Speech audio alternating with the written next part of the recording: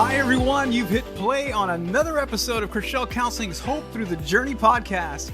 Here on this podcast, we're providing hope through the challenging journey of life by empowering you with the resources, tips, strategies, and tools you may need along the way. Our podcast is designed to help you create the life balance you're looking for. We're all about removing the stigma associated with mental health by talking about it in a way that we can all understand. So thank you so much for being here with us today. I'm your host, Alfred Chriselle Jr., and as always, I'm joined today by my co-host, fellow licensed professional counselor, my sister, Letty Chriselle. You know, Let, it's really an honor that people have taken time out of their day to hang with us for a bit when they could be doing anything else. Yet here they are, either working out, walking, or just sitting by the fireplace listening to us, you know? Yeah. What are you doing? Are you on your phone? Well, as a matter of fact, first of all, you sound really judgy right now. Anyway, not right now. We're recording a podcast. Not right now, but it is right here next to me on silent. So don't worry, okay?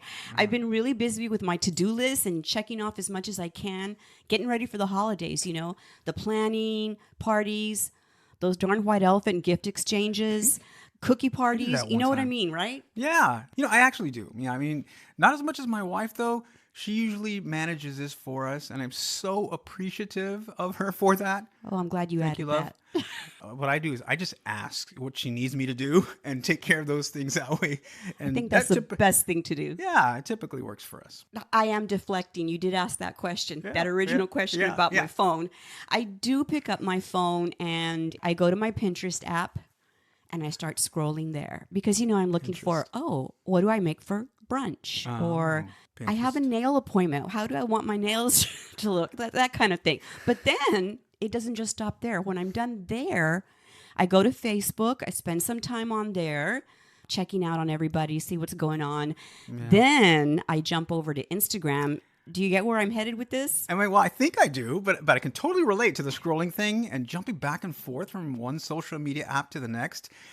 And for me, it's really a recent phenomenon. I mean, really within the last year since I've started becoming more engaged in marketing for our business, Chriselle Counseling, you know, I've really had to dive into these apps and engage more. But man, if you're not careful, you can find yourself wasting a lot of time by just scrolling and scrolling and scrolling. 100%. There have been times when I get on TikTok and it's always, okay, I'll check it out. I'll scroll just a little bit and then I'll go to sleep. And before I realize it, it's been on for so long that I get a stop scrolling. How long have you been on? Talk about being media shamed, you know? Right. So what I want to know about, I was thinking about how much is too much and how does it impact us? Social media, right? Right, right. This is good. I like this.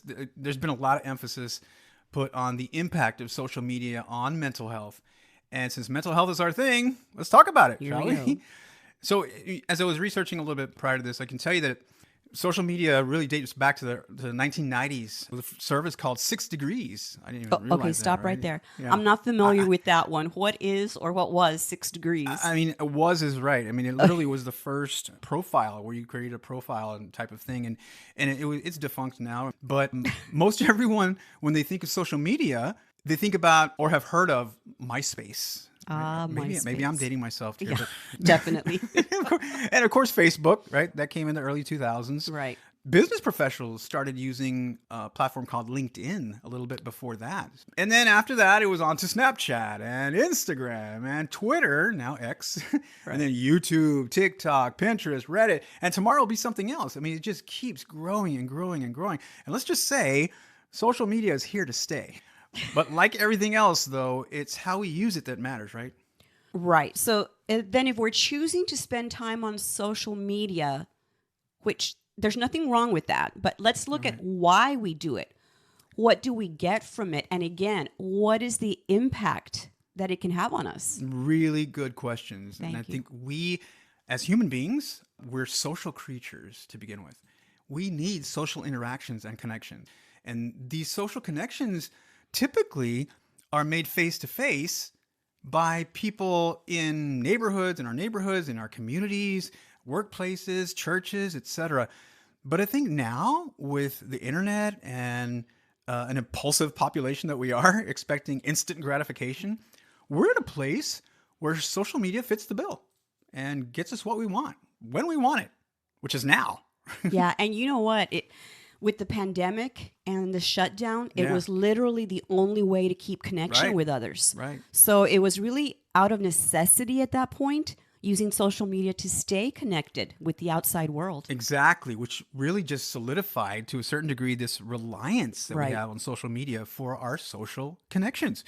And we're going to look at other sectors too. I mentioned business professionals earlier, but yeah, entrepreneurs and business professionals use LinkedIn, and it became more and more a networking tool to not only connect locally, but on a global level, which expanded their reach in a way that wasn't possible not too long ago. And that's good for business. Absolutely. Okay, so we know what some of the benefits are with social media, but what about the downside of it? And here I'm talking about those who may be spending too much time on social media to the point that it's affecting our moods or behaviors in an unhealthy way. Right. Maybe we should look at that first. Yeah. You know you're spending too much time on social media if it distracts you from work, you spend more time online or on apps than you do with family and friends, or you use it to get away from bad feelings, bad emotions. Maybe it's a distraction so that you don't have to deal with those feelings. As an escape. Yeah, exactly. Any other signs you can think of, Al? I would just reiterate some of the things you've already talked about. If it interferes with time spent together, like face-to-face time spent together with family, friends, and loved ones, then that's too much.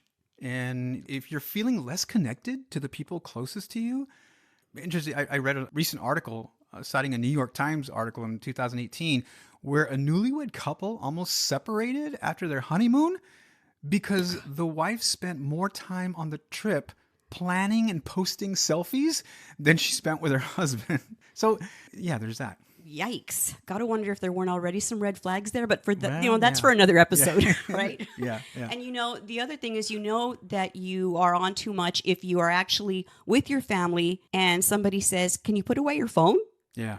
That's been there, done that. Yeah. Have you heard the term FOMO? FOMO. I have. I believe it stands for fear of missing out. Did I get that right? You got that absolutely I heard correct. that, yeah. Fun fact. Originally in 2003, Patrick McGinnis was a student in the Harvard Business School. He first coined the term as FOBO, fear of better options. Then he changed it to FOMO, which he calls the sister term. It's like, do I choose this? What if something better comes along, again? So, Anyway, smartphones and social media have escalated FOMO, constantly checking your phone, posting everything you do, wondering why you weren't invited to the party. People are sharing, pics on Instagram. For some, FOMO causes those feelings of inadequacy. My life is so boring. I'm not doing enough. Start comparing. Why wasn't I included? Those kind of things. No, absolutely. I agree. And statistically, let me throw some stats at you here. Did you know that right now about 95% of children and adolescents in the U.S. between the ages of 10 and 17 are using social media almost constantly? I believe it. And adults aren't any better. About 75% of adults are using it. Yeah. And here's another recent statistic. 3 or more plus hours a day of social media use among teens and kids actually doubles the risk of depression and anxiety. This is another indication that the use of social media is a contributing factor in the rise in anxiety, depression, and in some cases, physical illness across those populations. And this, to me, it just blows my mind. It's just astonishing and alarming. And we haven't even touched on the trolling and cyberbullying that happens, and it's had significant ramifications. We hear about it too often. Well, let's touch on that right now, right? In May of 2023, the U.S. Surgeon General, Dr. Vivek Murthy, issued a major public advisory about the links between social media and youth mental health. And in an interview, he detailed findings that teens and kids experience those issues that you mentioned, Let, as well as body image and sleep issues. Again, which doesn't help with developing a healthy self-esteem, self-confidence, self-love. Yeah, so you can see already how the impact that it has on our mental health. And continuing the conversation, these platforms, all these ones that we talked about, right? Yeah. They know exactly what they're doing. I mean, there is research that shows already that social media is addictive. It's kind of like a slot machine, it's that dopamine hit that you get that's pleasurable. And you just keep putting money in that slot machine and pulling the lever and pushing that button, waiting for it, and waiting for that dopamine hit, right? And, that's what casinos do. It's like one more time. Yeah. So these addictive qualities, they can lead to, as we've talked about earlier, some of these anxiety and depression and shame and guilt. And we haven't even mentioned the algorithms that these platforms use to give you more of what you're looking at. Right. I mean, it's crazy. Yeah. And that's how people end up doom scrolling and getting all fired up with all kinds of emotions that may lead to other destructive behaviors. So we've got to be very careful how we use this media. And not only that, think about how it affects our brains. We always talk about rewiring our brains, right? Or doing a reset when we're learning new things. I read an article in Psychology Today titled The Science of Neuroplasticity. And according to this theory of neuroplasticity, we continue to learn throughout our lives. So our activities and experiences modify our brain structure over time.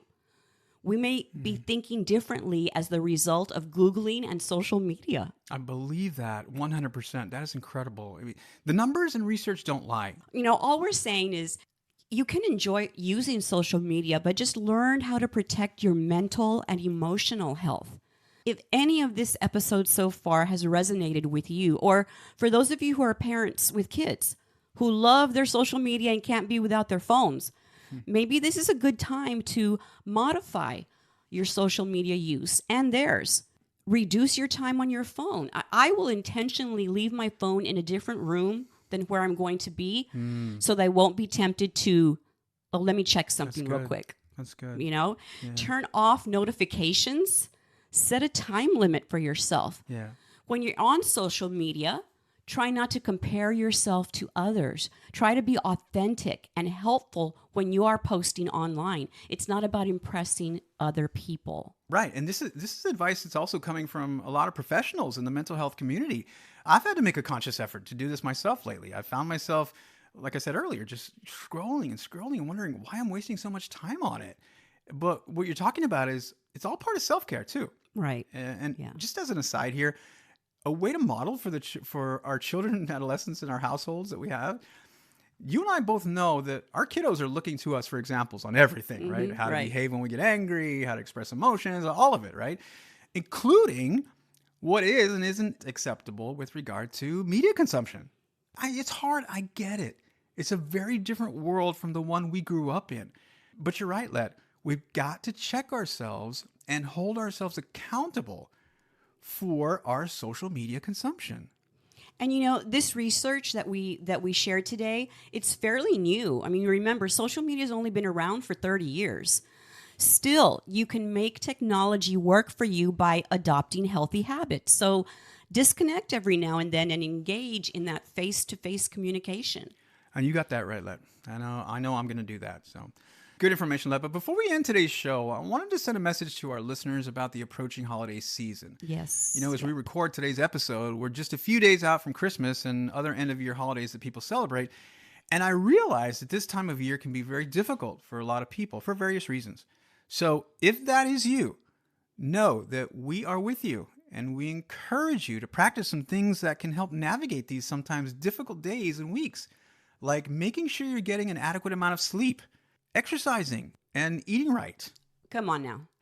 Eating right during the holidays, I know, that's difficult. I already have tamales in the freezer to be delivered to the Fort Worth area in a few days. So I say, yes, eating right. Enjoy, however, just eat mindfully.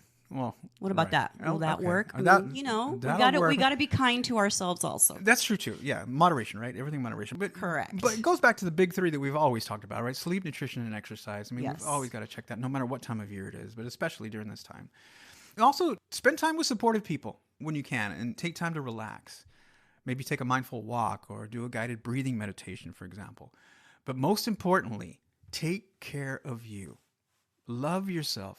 And show yourself some grace throughout it all. Right. And you know what? Getting back to spending time with supportive people, reach out to other people. Don't wait for them to call you. You reach out. Hey, how are you doing? Just checking on you.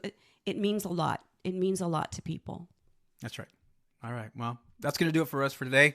We hope this episode made you think a little bit more about your mental health, social media use, and how it has impacted your life, and what you can do to keep it a healthy experience for you if you choose to engage in it. If you enjoyed the show and liked what you heard, please share it with your friends, post it on social media. There you go. Or forward the link to your colleagues at work. Anything you can do to help us spread the importance of mental health is so appreciated. And to ensure you don't miss a single episode of the podcast, hit the subscribe button on your favorite podcast platform. Not sure if we mentioned it or not, but we are now on YouTube. We're on YouTube. All right. That's right.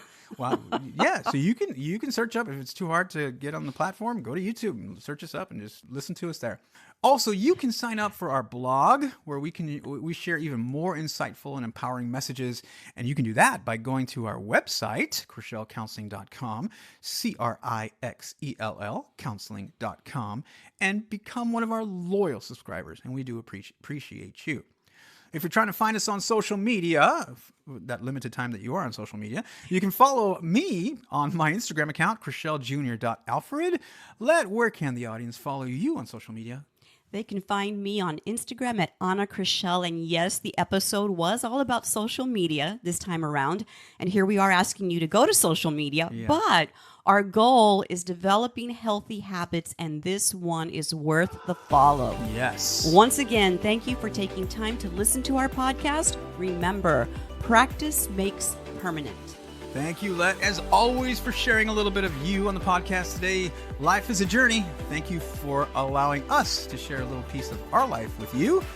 Remember, you're not alone. We're in this together. We got this. Talk soon. Happy holidays.